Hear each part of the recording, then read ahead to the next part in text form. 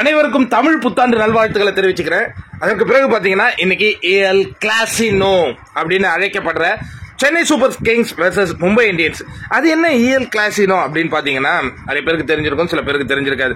இது இந்த ஃபுட்பாலில் வந்து ரியல் மேட்ரிட்டும் பார்சிலோனா இவங்க ரெண்டு பேரும் ஆடுற ஆட்டம் அந்த மாதிரி இருக்கும். இப்போ இங்கே கொஞ்ச நாள் நீங்கள் இப்போ மெஸ்ஸி ஆடலை. அதுக்கு முன்னாடி பார்த்தீங்கன்னா ஒரு 1 or 2 இயர்ஸ்க்கு முன்னாடி பார்சிலோனா மெஸ்ஸி, ரியல் மேட்ரிட்னா ரொனால்டோ, அந்த ஒரு காம்போ தான் உங்களுக்கு அந்த நேம் வந்து பயங்கரமாக இருக்கும் போட்டி இவங்களா அவங்களான்னு.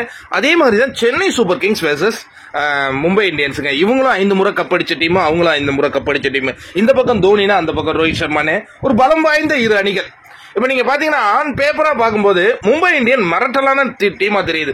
ரோஹித் சர்மா, இஷான் கிஷன், சூரியகுமார் யாதவ், திலக் வர்மா, ஹார்திக் பாண்டியா, ஷெப்பர்ட், டேவிட், நபி, இந்த பேட்டிங் ஆர்டர் சொல்லும் போதே நமக்கு பிரமிப்பா இருக்கு இல்லையா?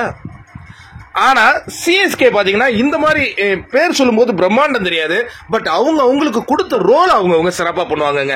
அதாவது ஆர்சிபில பர்ஃபார்மே பண்ணலன்னு வெளியில அனுப்புன தூபே இங்க சிக்ஸர் தூபவே மாறி நிக்கிறாரு.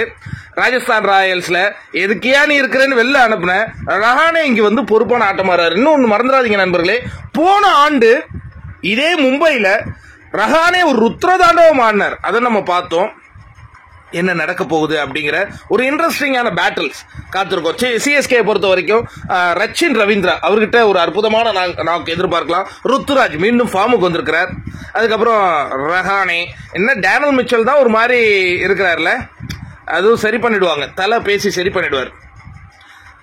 தோனி இன்னைக்கு களம் இறங்குவாரா? ஏன்னா தோனிக்கும் வாங்கடை மைதானத்துக்கும் பயங்கரமான ஒரு சென்டிமெண்ட் இருக்கு. ஏன்னா வேர்ல்டு கப் ஃபைனல்ல அவர் அங்க உள்ள இறங்கி சூப்பர்பா ஆடி அந்த கடைசியில 6 அடிச்சு வெற்றி பெற்று கொடுத்த அந்த காட்சிகளும் நம்ம பார்க்கிறோம்.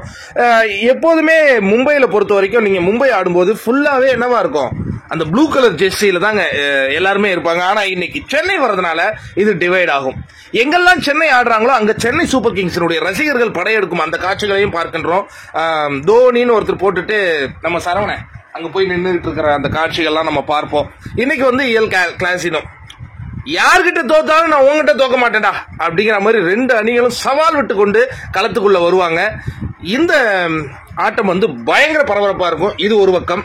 இது 2வது ஆட்டமா தான் வரப்போகுது. முதல் ஆட்டம் பாத்தீங்கன்னா KKR versus Lucknow Super Giants, அவங்க 2 பேருமே ஆட போறாங்க. அந்த ஆட்டமும் ரொம்ப பரபரப்பா இருக்க போது. கொல்கத்தா ஈடன் கார்டன்ல அந்த மேட்ச் நடக்க போகுது.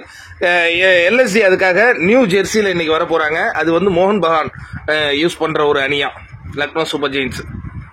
பாருங்க என்ன மாதிரியான அந்த ஒரு ஆட்டம் இருக்குன்னு.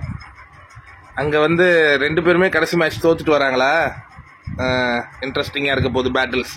ஆனா இன்னைக்கு மும்பை இந்தியன்ஸ் ஜெயிச்சாங்கன்னா அவங்க டேஞ்சரான அணியா மாறுவாங்க. இல்லைன்னா அவங்க ஆல்ரெடி 3 மேட்ச் தோத்துட்டு அப்படி அடங்கி போகும்போது ஒரு 2 மேட்ச் ஜெயிச்சிருக்காங்க. அந்த 2 மேட்ச்ல நீங்க பாத்தீங்கன்னா ஷெப்பர்ட் அடிச்ச அந்த 30 ரன் தான் அவங்கள டெல்லிக்கு எதிராக வெற்றி பெற வச்சது. ஏன்னா டெல்லியும் அதே 19 ஓவர்ல 200 ரன் குவிச்சாங்க. கடைசி ஓவர் அவங்களால முடியல. இன்னொன்னு ஆர்சிபி, அது எல்லாருக்கும் 2 பாயிண்ட்ஸ் கொடுக்கறதுக்காக வந்த அணி, அதை அடிச்சதை பெருசா சொல்ல முடியாது. சிஎஸ்கே கூட மோதுறது பயங்கரமா இருக்கும்.